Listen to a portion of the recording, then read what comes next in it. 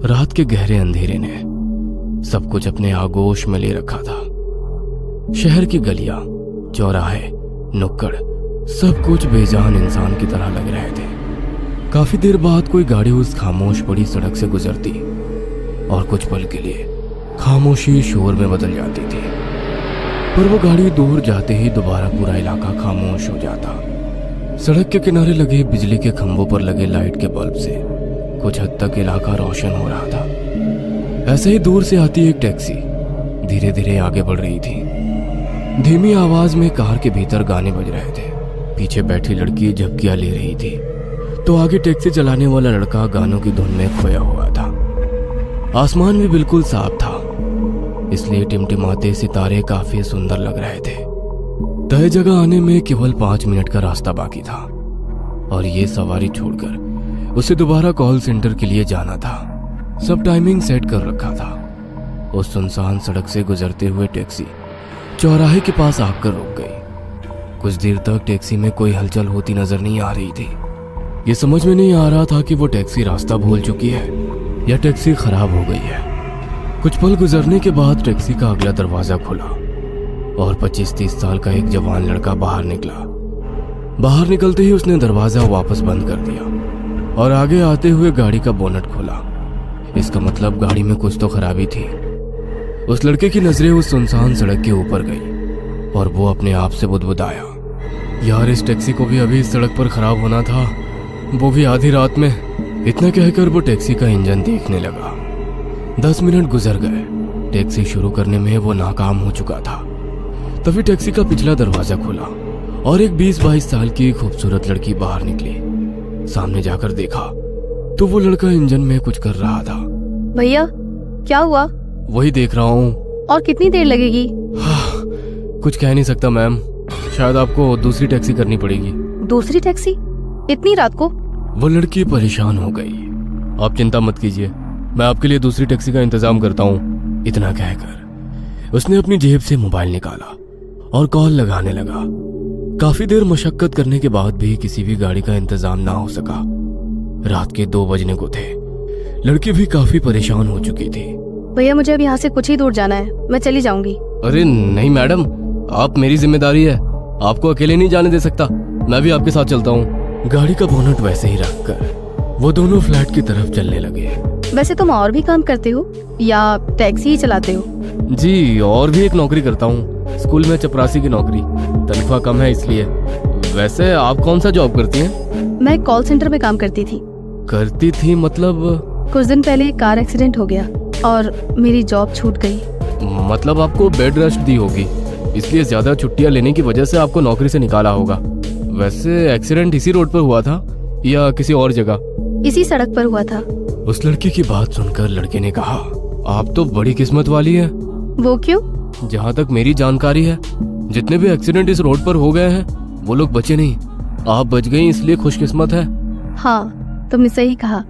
इस सड़क पर काफी एक्सीडेंट हो चुके हैं। कई लोगों का मानना है कि ये इलाका भूतिया है।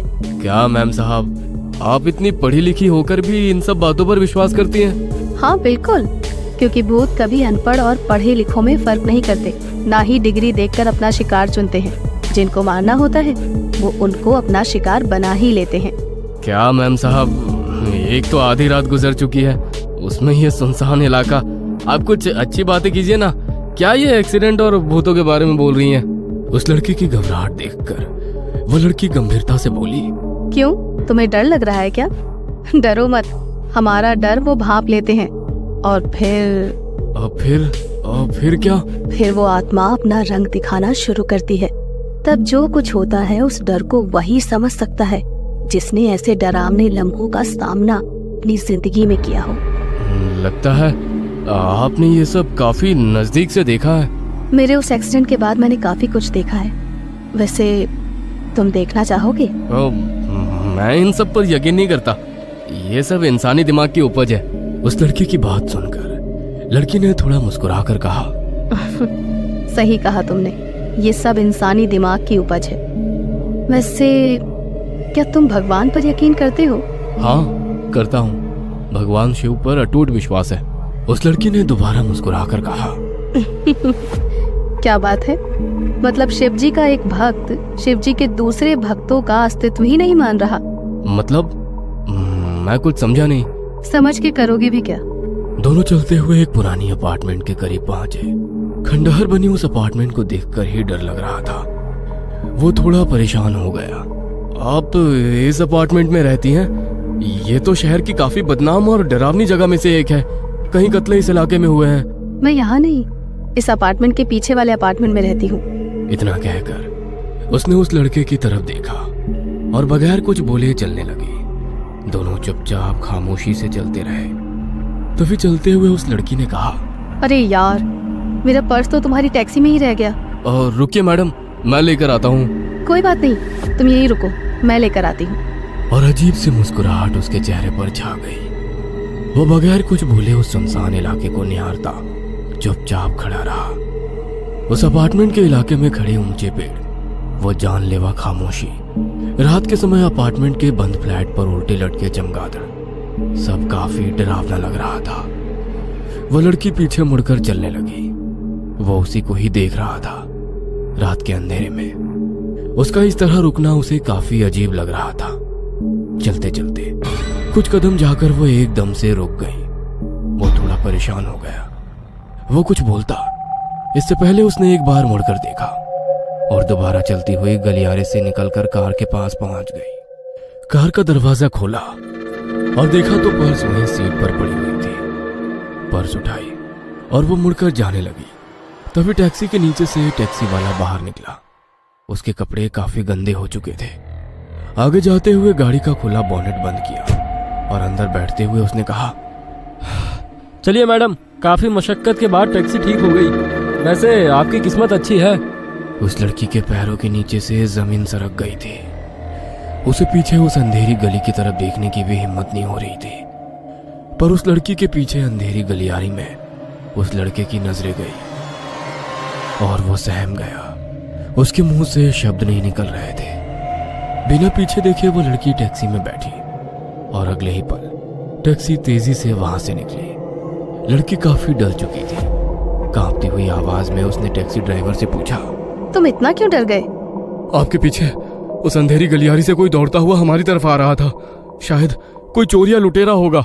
उस लड़की ने कांपती हुई आवाज में कहा, वो चोर या लुटेरा नहीं था।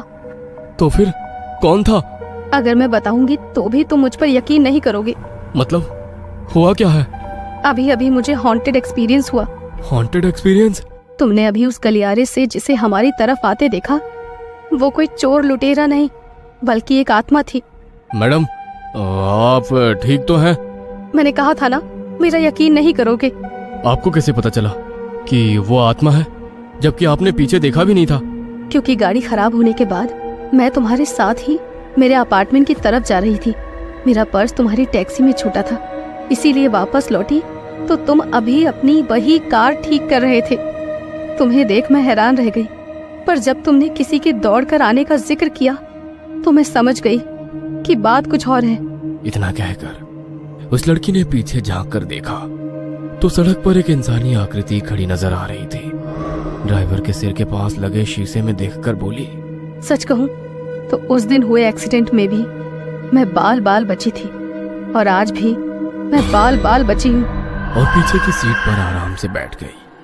तभी उस लड़के ने कहा, मतलब तुम्हें अभी भी लगता है कि उस दिन की तरह तुम आज भी बचोगी? और गाड़ी की रफ्तार तेज करते हुए एक डरावनी मुस्कुराहट उस लड़के के चेहरे पर छा गई।